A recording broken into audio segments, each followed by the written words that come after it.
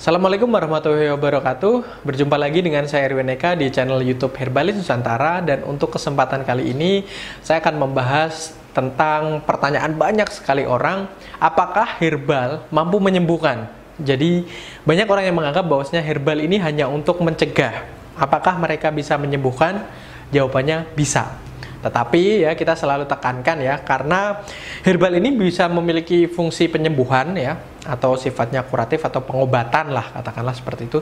Tapi bukan berarti ya, dan menurut peraturan yang berlaku, kita tidak boleh serta-merta membuat seseorang menghentikan semua pengobatan konvensional dari medis dan sebagainya, menyuruh mereka untuk berhenti minum obat dan sebagainya. Bukan seperti itu. Kami dari Herbalis Nusantara tidak pernah menyarankan seperti itu. Tapi dua-duanya bisa jalan berdampingan dan sebagainya.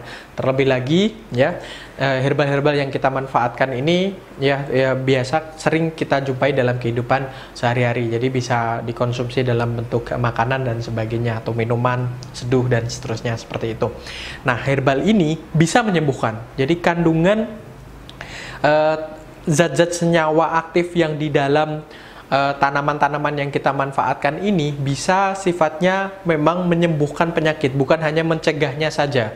Sekalipun dari segi gizi atau nutrisi yang terkandung di dalamnya atau senyawa-senyawa itu kecil, bahkan disebutnya mikro ya, bukan makro. Mungkin hanya dari sekian gram kunyit katakanlah. Nah, kandungan yang bisa untuk meredakan rasa sakitnya mungkin hanya beberapa miligram dan sebagainya. Tetapi ketika kita rutin mengkonsumsinya, itu juga akan memiliki efek yang sifatnya adalah pengobatan.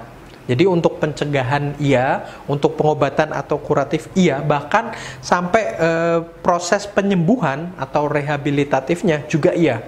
Jadi kalau obat kadang untuk penggunaan efek jangka panjang ya, sampai berbulan-bulan dan sebagainya, akan menimbulkan efek samping dan seterusnya. Dan untuk proses perawatan atau pasca serangan lah kasarannya seperti itu, atau mungkin katakanlah proses penyembuhan recovery itu kadang harus ganti obat dan sebagainya. Di beberapa tanaman herbal atau obat-obat herbal atau senyawa herbal atau ya katakanlah tanaman yang kita manfaatkan ya dalam bentuk herbal itu, baik itu berupa simplicia dan sebagainya, itu bisa dimanfaatkan di tiga kategori ini. Jadi bisa untuk mencegah, bisa untuk mengobati, dan bisa untuk sampai di proses penyembuhan, dan akan sangat bagus sekali efeknya jika Anda melakukan itu. Dan ya seperti saya bilang tadi, herbal ini banyak sekali dimanfaatkan dalam bentuk misalnya ya sajian makanan dan seterusnya, atau mungkin dalam bentuk minuman yang kita minum. Jadi tidak perlu terus kemudian mengganggu katakanlah